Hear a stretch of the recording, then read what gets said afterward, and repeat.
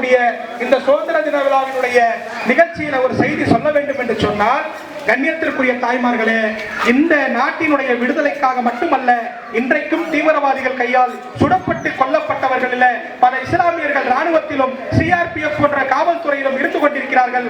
அப்படி ஒரு மிகப்பெரிய வீரர் இந்த பகுதியை சேர்ந்தவர் இறந்திருக்கிறார். அவருடைய பெயர் நாட்டினுடைய புத்தகத்திலே பதிவு செய்யப்பட்டிருக்கிறது, கலெக்டர் அலுவலகத்திலே பதிவு செய்யப்பட்டிருக்கிறது.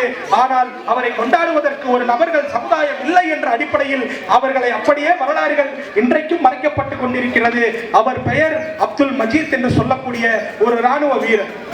இங்க நம்மளுடைய மஹல்லா இருக்கலையா, இந்த மஹல்லாவோட துறை செயலாளராக நம்மளுடைய கமால் பாய் என்று சொல்லக்கூடியவர் இருக்கிறார் அல்லவா, அந்த கமால் பாயினுடைய கூட பிறந்த ஒரு தம்பி, கூட பிறந்த ஒரு அண்ணன் இந்த கமால் பாய் என்பதை, இந்த கமால் பாயினுடைய அந்த ராணுவ வீரர் அப்துல் மஜீத் என்பதை நாம் புரிந்து கொள்ள வேண்டும்.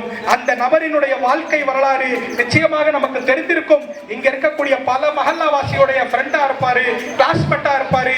இப்படி ஒவ்வொன்றாக நாம் பார்த்தோம் என்று சொன்னால் அப்படிப்பட்ட நபர் இன்றைக்கும் வாழ்ந்து கொண்டிருக்கின்றார். இதை ஏன் உங்களுக்கு சொல்றேன்னு சொன்னா, இதே சூழல்ல இதே நிலைமையில ஒரு ராணுவ வீரர் இறந்தாரு. அவரை அந்த சமூகத்தினர் கொண்டாடினார்கள். அந்த சமூகத்தினர் வரலாறுகளை மக்களுக்கு கொண்டு போய் சேர்த்தார்கள்.